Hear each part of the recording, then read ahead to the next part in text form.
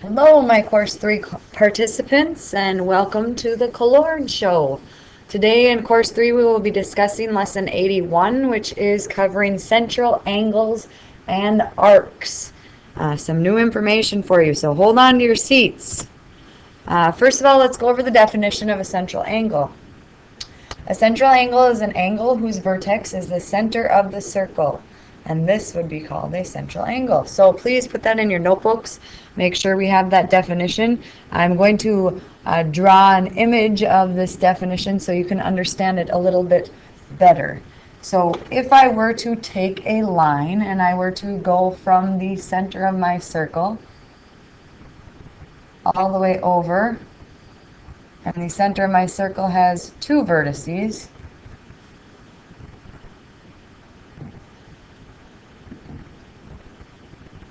I'm just going to draw one more time. A little unpretty, okay? So here you can see that I have a vertex at the center of my circle, and there are two endpoints on my circle. This right here is called a central angle, okay? The central angle would actually be located right here. It is 180 degrees. So I could take my line, this line right here, and I could rotate it anywhere on my circle. So you can see that right here, starting out, my central angle is very, very small. Remember, my angle is right there. That is my central angle. Okay, starting out, my angle is very small, and the more I go around the circle, the larger my central angle gets. We could think of this as an obtuse central angle. We could also think of it as acute. As you can see, here is your central angle that is acute, and over here is your obtuse central angle. So that's just talking about central angles. Hopefully it gives you a visualization of what central angles are. We're going to draw a circle with central angles that divide the circle evenly into thirds. Okay, so if we take and put a point on our board, and I take that point and use it as my center of my circle. Now I have a center of my circle and I have a circle. So we would like to draw a circle with central angles that divide the circle evenly into thirds. So many of you have heard of a peace sign before, but that is exactly what it is going to look like. How do we know that it is going to be broken up into thirds? Well, let's think about this.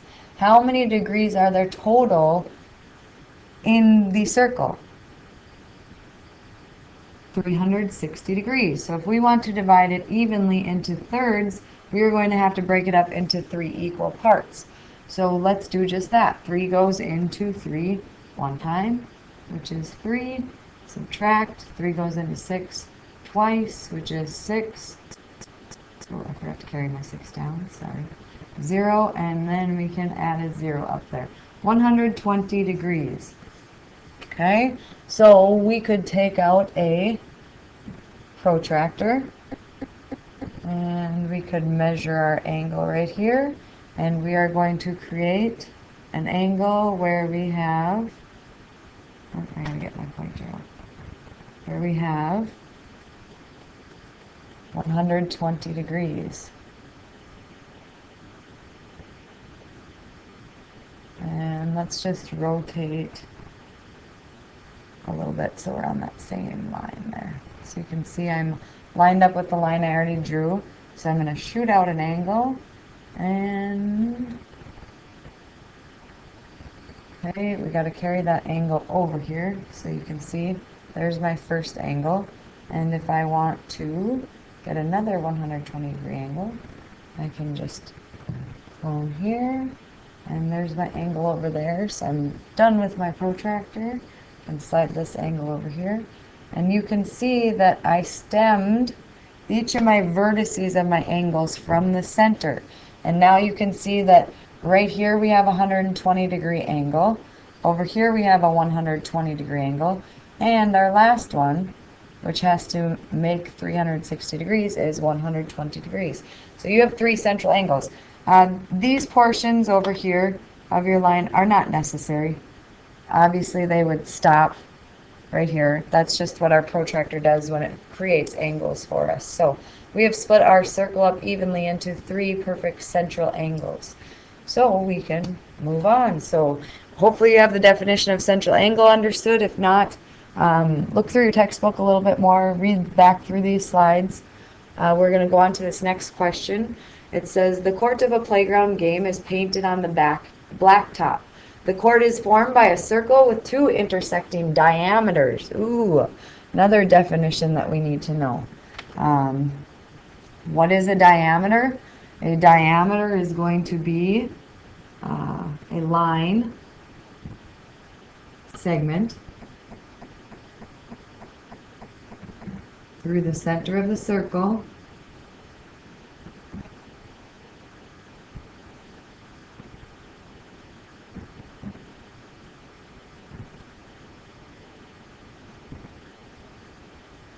whose endpoints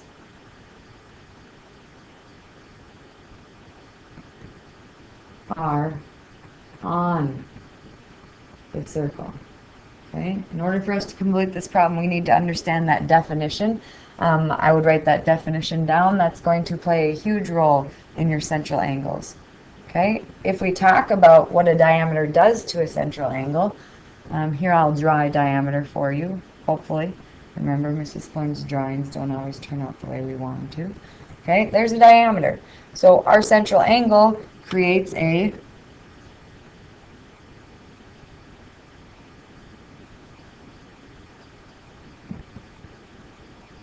semicircle. So when we divide our circle by a diameter, we're going to have a semicircle. So what they're saying is we're going to have two intersecting diameters. So that means I need another diameter that intersects this diameter. And you'll see there are our two intersecting diameters. Are these forming four central angles like we wanted to? Yep, we can see they stem from the center. Here's a central angle and here's a central angle. And over here is a central angle, and over here is a central angle. You can see that two of them are acute and two of them are obtuse. One of the central angles measures 50 degrees, so I would suggest labeling one of your acute angles to be 50 degrees. Okay? They want us to find the measure of the other angles. The most important thing that I would like to mention here is that you can see right here, Mrs. Klorn did use the smart technologies to draw a straight line, which means if we have two angles creating that straight line, we have a linear pair, and their sum is going to be 180 degrees. So if we want to find the missing angle, we're going to have to subtract that 50 degrees, which creates 130 degrees. So our angle over here is 130 degrees. And look at that. There is another straight line, which means this one has to be 50 degrees, and one more straight line, creating 130 degrees. The other definition that we can talk about here that is rather important, opposite angles or vertical angles. Remember the definition of those two types of angles, okay? They're exactly the same thing, just different words. Opposite angles or vertical angles are congruent. So if you see, these two right here are opposite of intersecting lines, right? So they would be congruent. And also, those two right there are congruent, meaning opposite or vertical angles. All right, great job. Let's move on. Next thing we're going to talk about is the arc of the circle, okay? That was the other definition we had in there. And the arc of the circle is the portion of the circle intercepted by a central angle. I know we've struggled with the word intercepted. It is a key term in mathematics. Intercepted stems from the word intersect. So it's going to be intersecting the circle, okay? So our central angle always intercepts the circle. So if you look here, here is a central angle, okay? Because it has a vertex at the center and two endpoints on the circle. This is a central angle. So where the central angle intercepts the circle, this would be called your arc. Okay, so we're going to call that an arc. And more importantly, okay, right here we have a 90-degree angle, okay? So if we were to create an arc over here that was less than that, this is going to be called your minor arc. Okay, so you guys can see that is a minor arc right there. Okay, so if that's your minor arc, which we found, okay, what would then be your major arc? Minor, major. Okay, your major one is the one that creates the full circle with your minor arc. All right, so if we were to label this point A and this point B, and then over here I said, oh, look at that, there's point C. If we want to label a minor arc, we're going to do so by creating an arc mark, and we're going to call it arc AB. This would be called minor arc AB because it is labeled with 2 letters. If we want to label our major arc, we're going to create an arc, except this time, if it is major, we need to make sure that we have 3 letters to describe our major arc. Okay, the last term up there you see is a semicircle. Okay, so a semicircle is going to be created by your diameter intercepting the circle. And when you look at that, we have half of our circle that is intercepted by the central angle. This is called a semicircle. Okay? Anything larger than that is obviously a major arc. And that's all I really want to talk about to introduce the word arc with you. Okay? Those are your arcs. So let's go on and complete problem. What is another way to describe an arc? Okay, before we talked about describing it as angles, right? So it could be an angle. So let me just go back here quick, just so we can clear this measurement up. If I said that this was 90 degrees, then my arc over here that is intercepted by it, okay, my 90-degree arc, is going to be also 90 degrees, okay? My central angle and my arc have congruent angle measures. All right, so a semicircle's central angle is 180 degrees, so that means a semicircle's intercepted arc, okay, so intercepted by that central angle, is also 180 degrees, okay? So our central angle and our arc angle are congruent, always. Okay, so then we go on to describe it as length. So how can we describe length? Hopefully this word came to mind. Circumference, okay? We need to describe our length of the circle as circumference. Great job, because I knew you knew that answer. What is the length of the whole circle?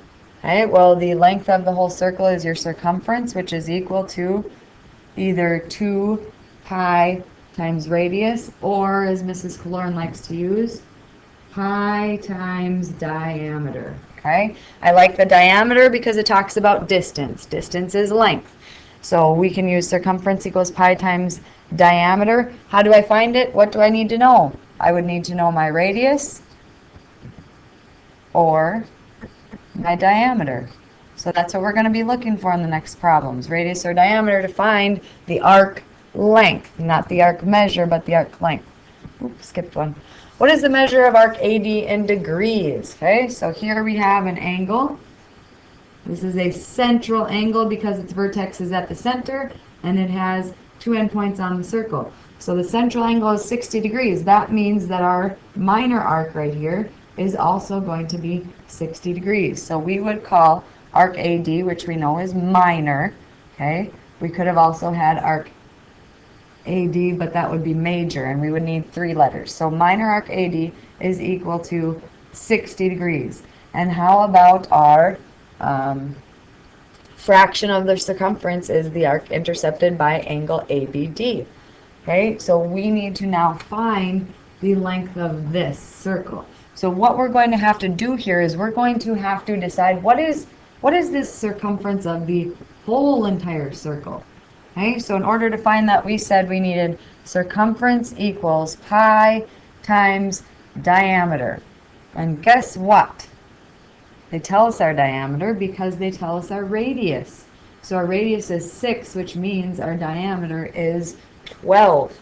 Okay, we want this kept in terms of pi, which means we're not going to multiply these two. Okay, we're just going to say our circumference is equal to 12 pi. So that is the circumference of our whole circle. We don't want the whole circle, do we? Nope. Too much, okay?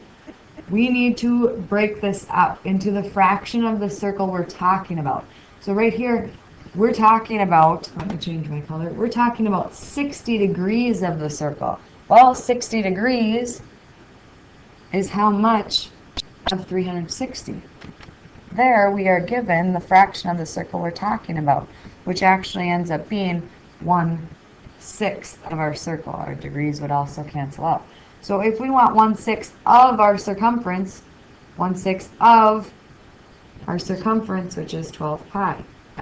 You can easily cancel. Obviously, this would be over 1. 6 goes into 12 twice.